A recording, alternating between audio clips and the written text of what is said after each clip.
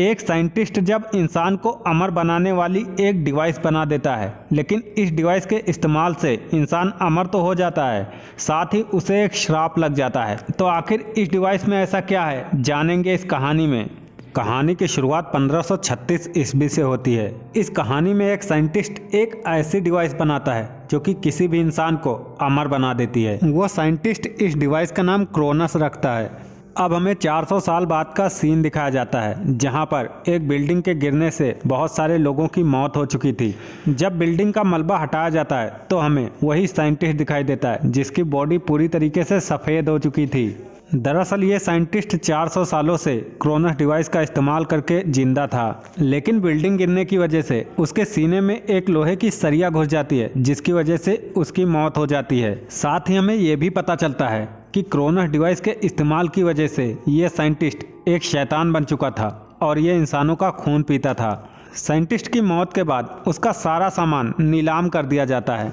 अब कहानी 1996 में शिफ्ट होती है, जहां पर एक टॉमस नाम का बूढ़ा इंटेक डीलर अपनी पोती के साथ रहा करता है और ये अपनी एक इंटेक शॉप चलाता है। एक दिन टॉमस की शॉप में रखी एक एंटिक मूर्ति से बहुत सारे कॉकरोच निकलने लगते हैं। तब टॉमस उस मूर्ति को खोल कर देखता है, जिसके बाद उसमें से उसे वही क्रोनस डिवाइस मिलती है। इस डिवाइस को देखकर टॉमस को कुछ भी समझ नहीं आता, लेकिन फिर भी वो उस डिवाइस को अपने पास रख लेता है। अब हमें एंजल नाम का एक आदमी दिखाई देता है जो अपने अमीर अंकल डाइटर के लिए काम करता है। डाइटर को एक बहुत ही भयानक बीमारी ने घेर लिया था और वो बहुत जल्द मरने वाला था। इसीलिए डाइटर कई सालों से क्रोनस डिवाइस को ढूंढ रहा था। दरअसल डाइटर के पास उस साइंटिस्ट की डायरी होती है, जिसकी वजह से उसे क्रोनस डिवाइस के बारे में सब कुछ पता था और डायरी की वजह से डाइटर को यह भी पता चलता है कि साइंटिस्ट ने क्रोनस डिवाइस किस मूर्ति में छिपाया था। इसीलिए डाइटर कई सालों से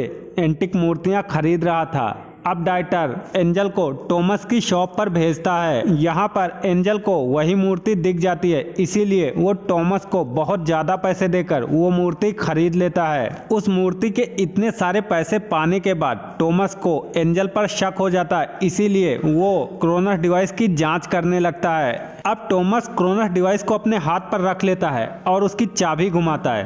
तभी उस क्रोनस डिवाइस से मकड़ी जैसे पैर बाहर निकल आते हैं और टॉमस के हाथ को जकड़ लेते हैं, जिससे कि टॉमस को बहुत ज़्यादा दर्द होने लगता है और डिवाइस को दूसरे हाथ से खींचकर अपने हाथ से अलग करता है। हाथ से अलग होते ही डिवाइस के पैर फिर से अंदर चले जाते हैं। अब टॉमस अपने हाथ को देखता है, जो कि काफी ज्यादा जख्मी हो चुका था। अब टॉमस अपनी बीबी मैसी के पास जाता है, जो कि उसके हाथ की पट्टी कर देती है।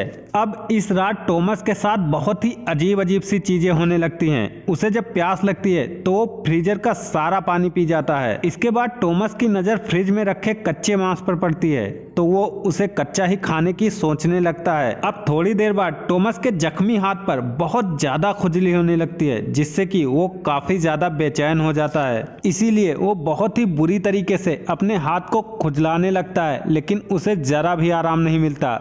दरअसल अब टॉमस की बॉडी को क्रोनस डिवाइस की लत लग चुकी थी। टॉमस अब फिर से क्रोनस डिवाइस को निकालता है और अपने हाथ पर रखकर उसकी चाबी घुमाता है। तभी क्रोनस डिवाइस के फिर से पैर निकल आते हैं और टॉमस के हाथ को एक बार फिर से जकड़ लेते हैं। इस बार डिवाइस से एक और सुई बाहर आती है और टॉमस की कलाई में घुस जाती है। अब डिवाइस बहुत ही तेजी के साथ काम करता है और टॉमस के शरीर को तुरंत आराम मिल जाता है।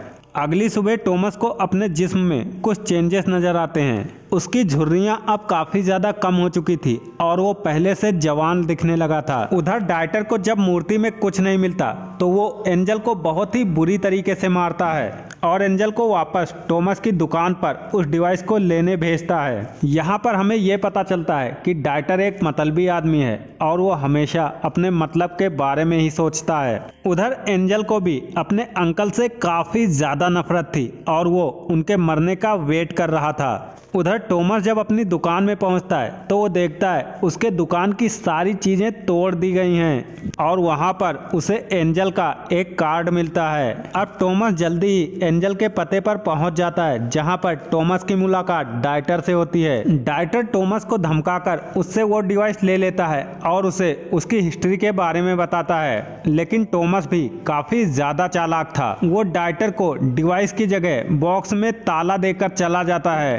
अब घर आकर टॉमस अपनी पोती अरोना से मिलता है। दरअसल अरोना ने उस डिवाइस को एक डॉल में छुपा दिया था और अपने दादा के आते ही वो डिवाइस उन्हें दे देती है। अब टॉमस उसी रात पार्टी में जाने से पहले फिर से उस डिवाइस का इस्तेमाल करता है। डिवाइस के इस्तेमाल से वो फिर से थोड़ा और ज्यादा तंदुरुस्त हो जाता है, लेकिन उसे ये बिल्कुल भी पता नहीं होता है कि ये डिवाइस धीरे धीरे उसे एक शैतान बना रही है। पार्टी में एक आदमी के मुंह से अचानक से खून निकलने लगता है, जिसे देखकर टॉमस के मुंह में पानी आने लगता है। टॉमस उस आदमी का पीछा करते हुए बाथरूम तक पहुंच जाता है। यहाँ पर जमीन पर गिरे हुए खून को देखकर टॉमस अपने आप को नहीं रोक पाता, इसीलिए वो जमीन पर लेटकर उस खून को चाटने लगता है। तभी वहाँ पर एंजल आ जाता है और टॉमस को मारकर बेहोश कर देता है। फिर अपने साथ उसे एक सुनसान जगह पर ले जाता है। यहाँ पर एंजल टॉमस से क्रोनस डिवाइस मांगता है। टॉमस उसे क्रोनस डिवाइस देने से साफ इनकार कर देता है। इस पर एंजल गुस्से में टॉमस को बहुत ही बुरी तरीके से मारता है और उससे बताता है कि वो नहीं चाहता कि उसके अंकल जिंदा रहें और उसके अंकल को क्रोनस डिवाइस मिले, क्योंकि वो अपने अंकल को मरते हुए देखना चाहता था, क्योंकि उसके मरने के बाद उसकी सारी संपत्ति एंजल की हो जाएगी। एंजल टॉमस को एक कार में बिठाकर खाई से नीचे ढकेल देता है और वहां पर एक शराब की बोतल भी फेंक देता है, जिससे कि ये लगे कि टॉमस नशे में धुत होकर खाई में गिर गया। अब एंजल घर पहुंचकर अपने चाचा डाइटर को सारी बातें बताता है। एंजल की बातें सुनने के बाद डाइटर को फिर से उस पर बहुत गुस्सा आता है, इसीलिए वो एक बार फिर से एंजल को बुरी तरीके से पीटता है और एंजल से बताता है जिसने भी क्रोनस डिवाइस का इस्तेमाल किया है वो तब तक जिंदा रहेगा जब तक कि उसके दिल में सुराख न किया जाए। उधर टॉमस की बॉडी को रिकवर कर लिया जाता है और उसके अंतिम संस्कार के लिए उसे तैयार किया जाता है। अब टॉमस की बॉडी को जलाने के लिए मुर्दा घर की भट्टी को जलाया जाता है और उसे एक ताबूत में डालकर भट्टी में झोंक दिया जाता है, लेकिन टॉमस पहले ही बाहर निकल चुका होता है। अब टॉमस को ये साफ साफ पता चल चुका था कि क्रोनस डिवाइस इंसान को सिर्फ जवान ही नहीं बनाती बल्कि उसे अमर भी बना देती है। अब टॉमस चुपचाप अपने घर आ जाता है, जहां पर गेट पर उसे उसकी पोती अरोरा मिल जाती है। यहाँ पर उसकी पोती टॉमस से डरती नहीं बल्कि उसे छुपाने की कोशिश करती है। अब वो टॉमस की पट्टी करने के बाद उसे फिर से क्रोनस डिवाइस देती है। क्रोनस डिवाइस के इस्तेमाल से टॉमस को काफी ज्यादा आराम मिलता है, लेकिन अगली सुबह जैसे ही सूरज की रोशनी उस पर पड़ती है उसकी स्किन जलने लगती है। जाहिर है क्रोनस डिवाइस ने टॉमस को शैतान बना दिया था, जो जिंदा तो हो गया था लेकिन अब उसे एक श्राप लग चुका था।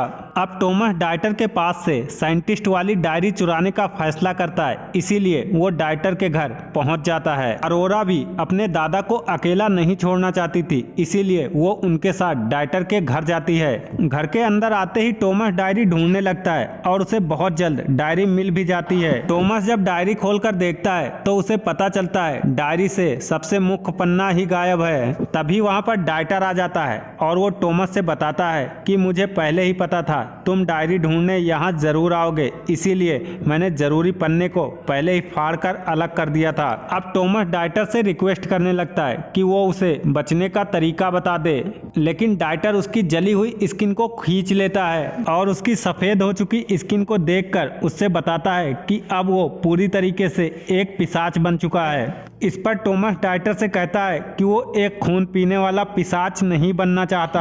अब डाइटर टॉमस से बोलता है वो उसे बचने का तरीका बताएगा, लेकिन इसके लिए उसे सबसे पहले क्रोनस डिवाइस देनी होगी। अब डाइटर को जैसे ही क्रोनस डिवाइस मिलता है वो धोखेबाज टॉमस के पेट में छुरा घोंप देता है और फिर उसे जमीन पर गिराकर उसके सीने में छुरा घुसाने की कोशिश करता है। तभी टॉमस की पोती पीछे से डाइटर पर हमला कर देती है, जिससे कि डाइटर वहीं पर बेहोश होकर गिर जाता है और उसकी बॉडी से बहुत सारा खून बहने लगता है। इतने सारे खून को देखकर टॉमस खुद को रोक नहीं पाता, इसीलिए वो डाइटर का खून पीने लगता है। इसी दौरान एंजल भी वहां पर आ जाता है और डाइटर की ऐसी हालत देखकर बहुत ज्यादा खुश होता है। तभी डाइटर होश में आ जाता है और एंजल से मदद मांगने लगता है, लेकिन एंजल उसकी मदद नहीं करता बल्कि उसके गले को अपने पैरों से घोंट देता है, जिससे कि डाइटर की मौके पर ही मौत हो जाती है। अब अपने अंकल को मरा हुआ देखकर एंजल बहुत ज्यादा खुश होता है, क्योंकि अब वो फाइनली हर चीज का मालिक बन चुका था। जब एंजल अपनी जीत का जश्न मना रहा होता है,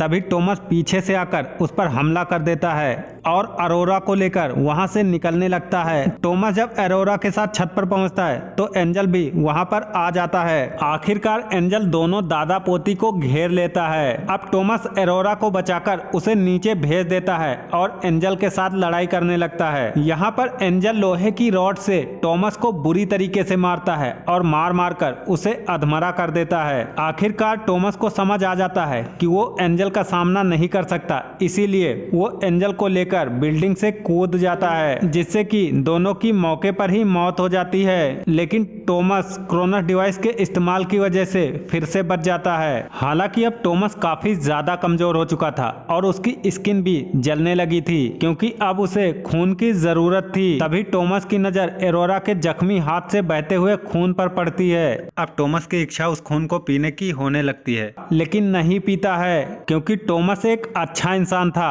अब टॉमस समझ चुका था कि क्रोनस डिवाइस इंसान को अमर तो बना देती है, लेकिन साथ ही उसे एक खून पीने वाला शैतान भी बना देती है। इसीलिए टॉमस उस क्रोनस डिवाइस को पत्थर से कुचलकर चकनाचूर कर देता है, ताकि दुनिया में अब और किसी को ये श्राप ना लगे। अब हमें कुछ टाइम बाद का सीन दिखाया जाता है, जहां पर टॉमस अब पूरी तरीके से शैतान बन चुका था और उसकी स्किन पूरी तरीके से सफेद हो चुकी है और खून ना पीने की वजह से उसके जिस्म के हिस्सों ने काम करना बंद कर दिया है। और आखिर में अब टॉमस पूरी जिंदगी ऐसे ही जिंदा रहेगा। और इसी के साथ इस फिल्म की कहानी यहीं पर खत्म हो जाती है।